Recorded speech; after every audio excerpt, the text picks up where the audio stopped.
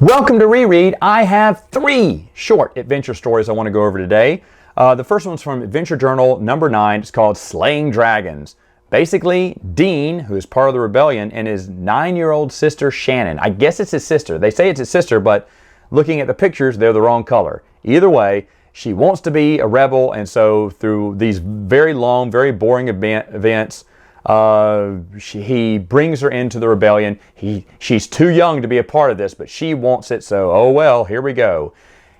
It's not very good. I don't know why this is placed during Empire and Jedi. I mean, it could happen at any time. It could happen way back during the rebellion, like before, A New Hope, or after A New Hope. It's just kind of generic. I mean, if there was something that they said about if Dean talked about the base on Hoth, evacuating the base on Hoth, which most of these stories will talk about, which kind of dates what time frame it went in. But to my knowledge, Dean doesn't do that. Very boring story.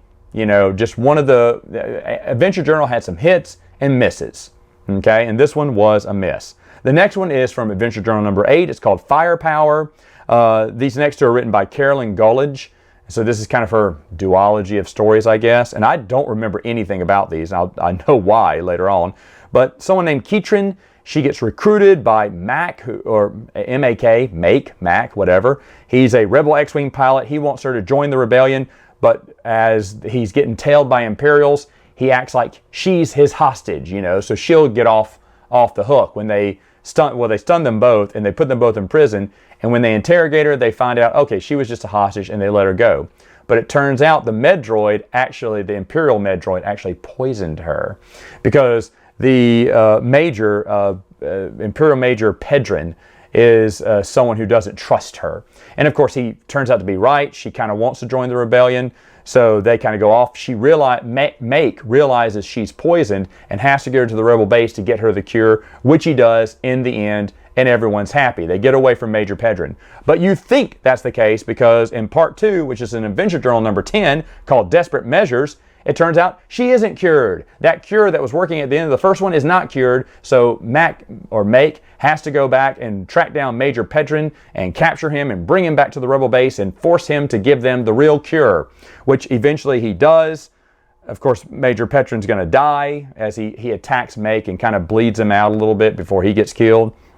Both of these stories are way too long and way too pointless. The characters I don't care about. The whole time you're thinking, how many more pages is this? That's the only thing that I was asking myself.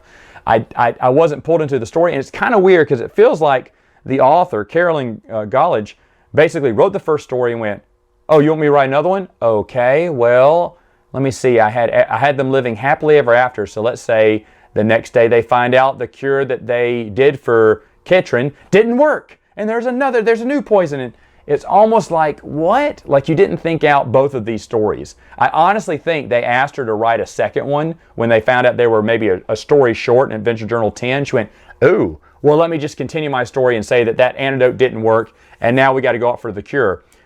But the pacing is off. The story's way too long. And the characters, you just don't get a feeling for them. And so it's not very good. It's not very well written. And, another miss. All 3 of these, I would say, are big misses from the Adventure Journal, which is normal, right? But not to say only big names could write good Adventure Journal shorts. Actually, small names did as well. Unfortunately, none of these fit in that category. All right, folks, that's it for now. See you next time.